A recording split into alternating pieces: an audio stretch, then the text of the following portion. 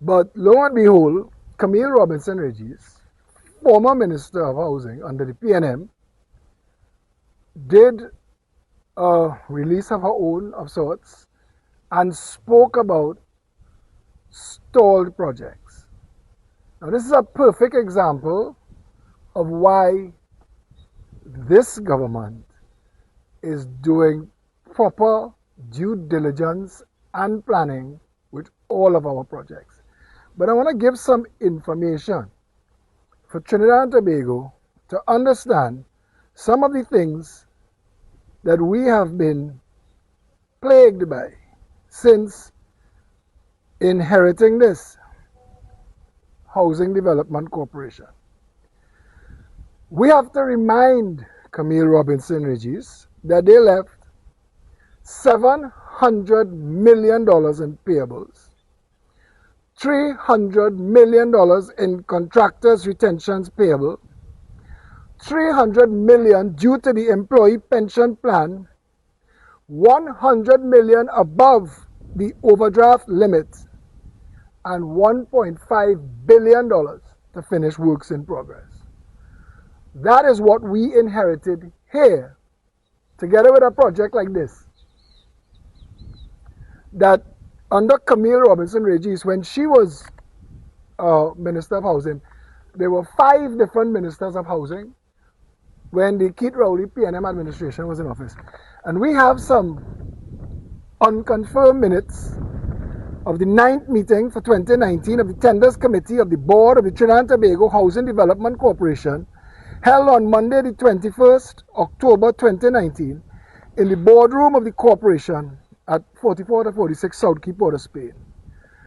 Requests for approval for a tender to be issued on a sole select basis for the construction of a townhouse block at the Terrestrial Lands Dabadi Housing Development, Site 1R Zones D and E1.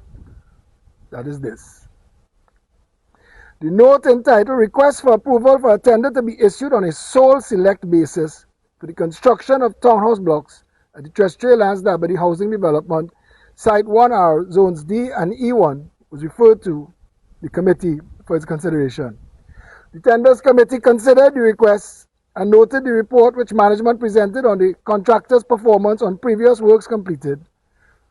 The committee approved the recommendation to issue a tender on a sole select basis to design, build, finance contractor Ricky Ragunanan Construction Limited for the construction of townhouse blocks at this site. I want to turn you over to this team, engineering, construction, and Ms. Sagan Maraj, you were the head of the investigation team that had to come here to condemn Camille's sole select preferred contractor and this project.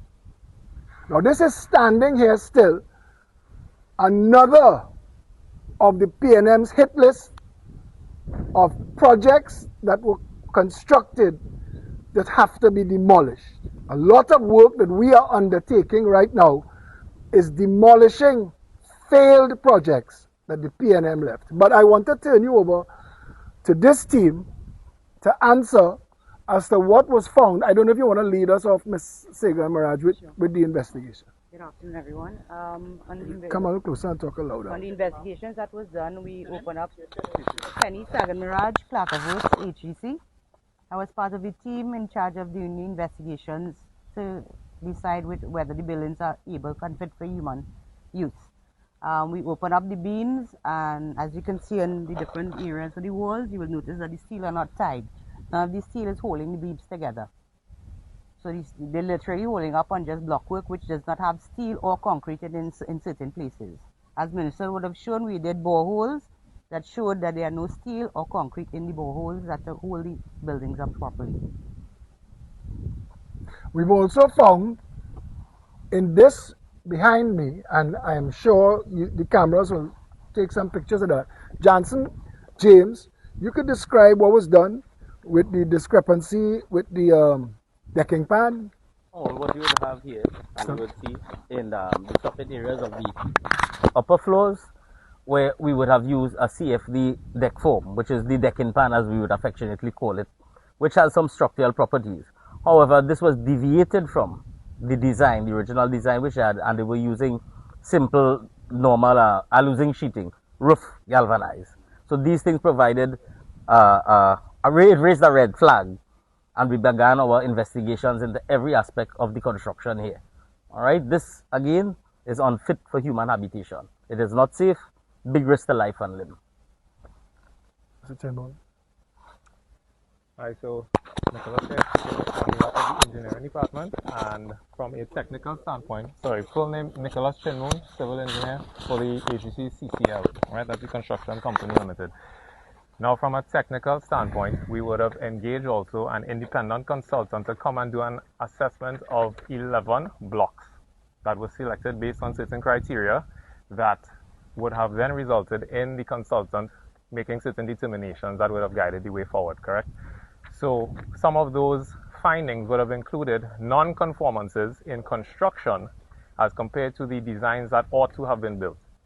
In addition to that, issues regarding bearing capacity and allowable settlement were also determined by this consultant through geotechnical assessment, and also further to that, compressive strength issues with regards to the concrete used in the buildings were also raised as a concern through non-destructive testing, right?